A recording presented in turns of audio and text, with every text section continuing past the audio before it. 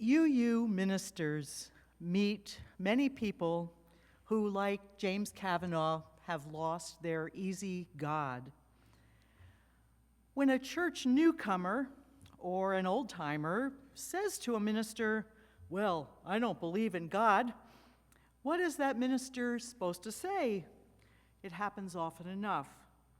Well, in a UU church, the minister is likely to say something like this: "Welcome." He or she might go on, "There is room in this church for people of many beliefs. In fact, as an atheist, you have lots of company here." And that's a good answer. But here's a different possible response, and it comes from John Buren's, former UUA president. It is a response that invites conversation. John says, "Tell me about the God you don't believe in. Chances are, I don't believe in him either." In our society, many people tend to think that the great enemy of God is atheism, or maybe secular humanism. But over the years, what I've discovered is that often enough, atheists take God more seriously than anybody else does. So I'd like to make a different suggestion. God's worst enemy is religion. What do I mean by that? Clearly, I'm not speaking here about all religion. If I thought that, I likely wouldn't be here right now. Instead, I'm speaking about a certain kind of religion, a religion that is stunted, inadequate to our time, even destructive. This kind of religion is what Sigmund Freud critiqued in his classic work, The Future of an Illusion. I still have the 95-cent copy that I bought when I was a freshman at Michigan back in 1965. 40 years later, when I was doing some doctoral work in Boston, I was intrigued to discover that this book is still being taught, and also that I still had that copy. Dr. Freud believed that all religion is stunted and inadequate to the complex challenges of today's world. All religious ideas, he maintained, are a childlike attempt at wish fulfillment. They're illusions, fulfillments of the oldest, strongest, and most urgent wishes of humankind. Such wishes, he went on, have their origins in the intimacy and intensity of the child's relation to his father. And that is brought out very nicely in James Kavanaugh's poem. Freud assumed that humanity would eventually outgrow its childish need for religion. People would adopt more objective and scientific views, like those of Freud's own psychoanalytic theory, perhaps. But these days, Freud has become somewhat unfashionable, and there are some good reasons for this. When we read his theories about women, for instance, many of us wonder what planet Freud was living on. And it's not just feminists. Many religious people, even those of a liberal persuasion, discard Freud's theories. Sometimes they disparage him because of his secularism. As an antidote, they'll point to the theories of Carl Jung, who was much more sympathetic to religion. Jung, it's worth noting, was originally Freud's disciple, but then he broke with him for a number of reasons, including religious ones. But there are other religious thinkers who welcome Freud's challenge. They find his critique to be profound, even in its own way, deeply religious. For example, there's Christopher Bryant, an Anglican monk and Jungian spiritual director, who called Freud a destroyer of cant and idealistic make-believe, and therefore the liberator of a whole generation.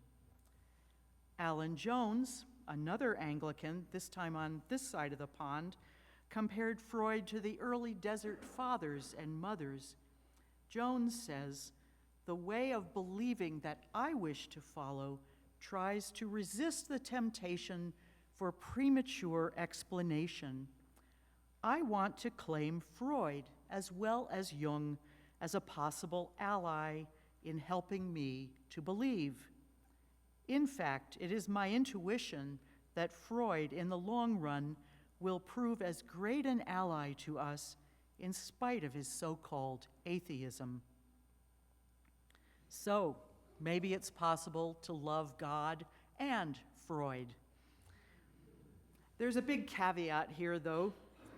40 years after college, when I reread The Future of an Illusion, I noticed that Freud insisted on defining religion his way. In other words, he set up all religion as a straw man through a hypothetical debate partner, and then he systematically tore it apart, something easy to do. He dismissed any attempts to construct a religion that might be more mature or sophisticated than the straw man that he had constructed. And this may have something to do with the world that Freud grew up in, 19th century Vienna.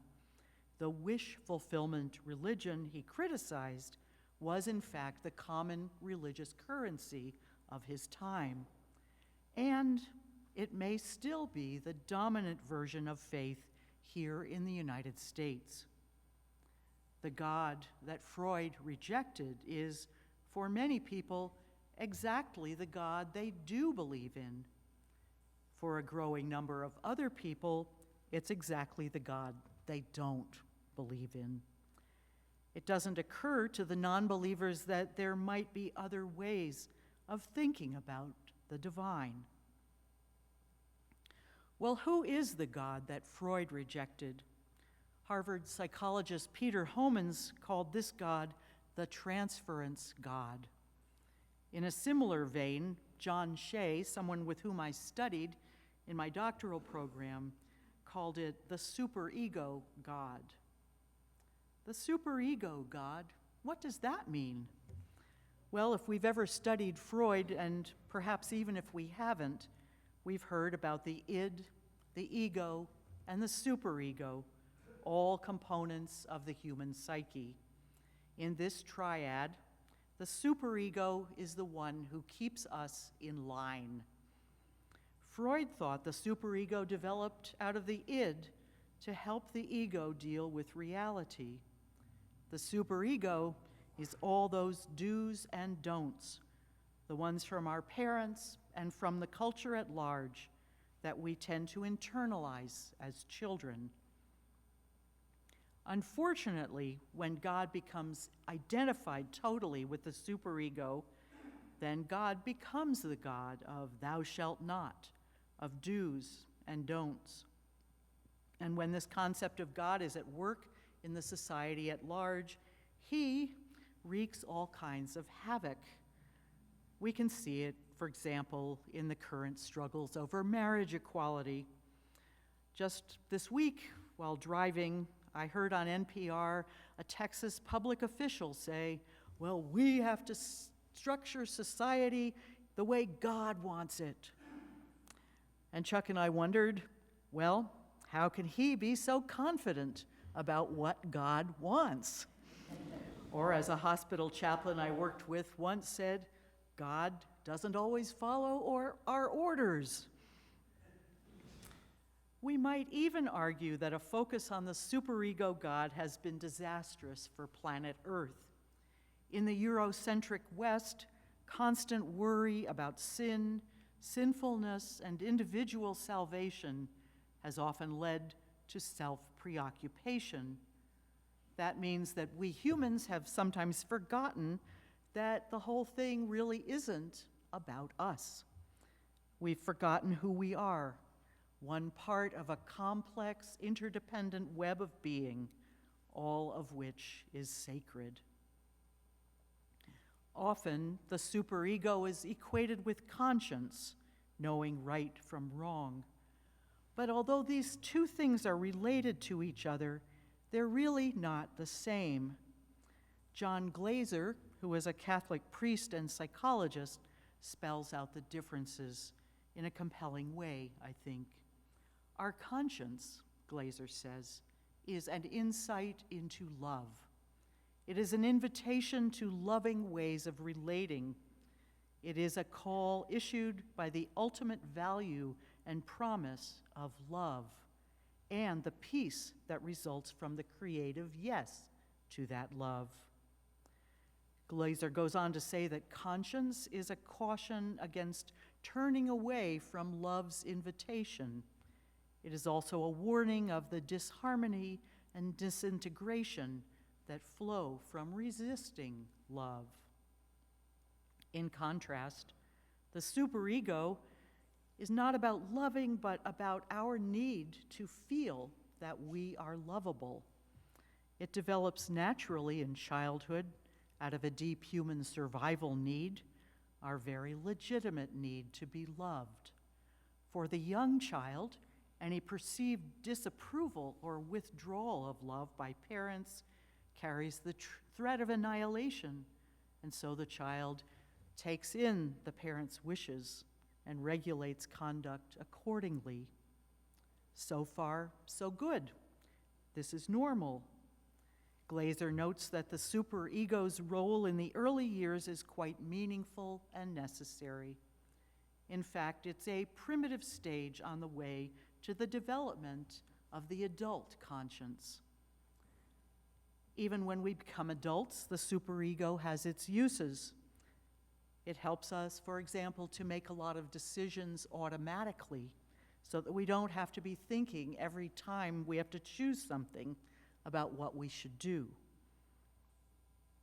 Unfortunately, the transition from the childlike superego to the mature conscience doesn't automatically and infallibly take place, says Glaser. When that happens is two moral worlds coexist in every normal person. There is the genuine moral world and also a world of false or pseudo-morality and religiosity.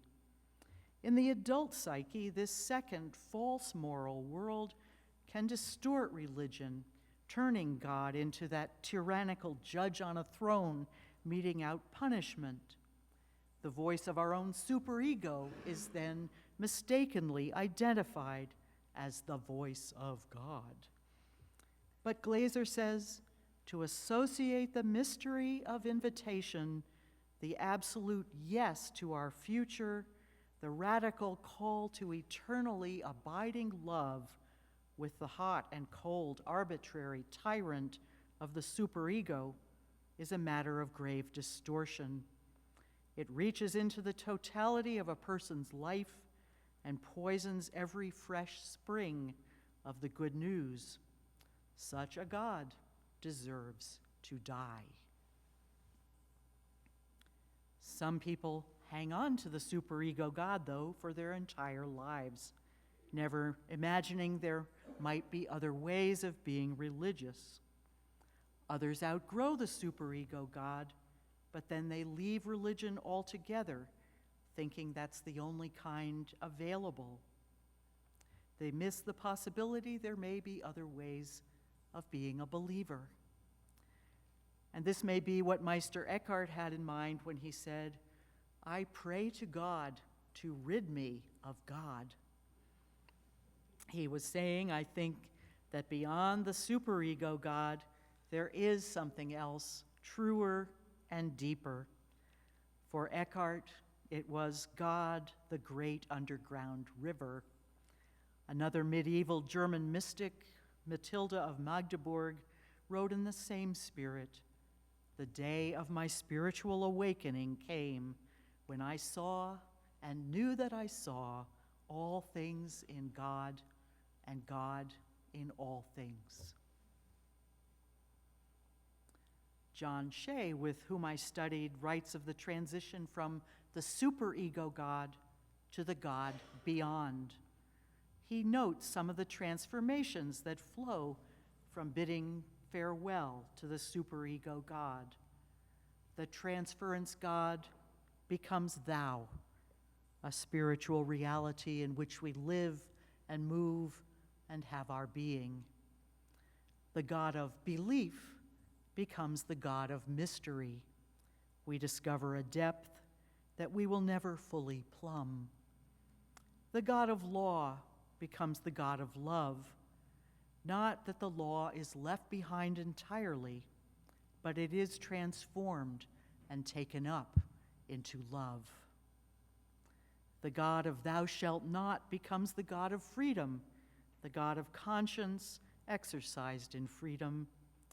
There is still obedience, but it is obedience to our own deepest desires, our own conscience, and it comes from love, not fear. In this vision, God is not a supreme being sitting on high. Rather, God is a creative force that infuses reality, the life that maketh all things new.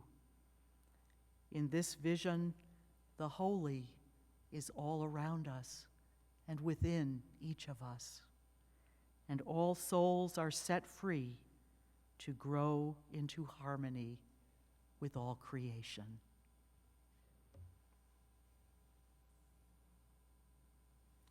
Our final hymn is number 2, Down the Ages We Have Trod.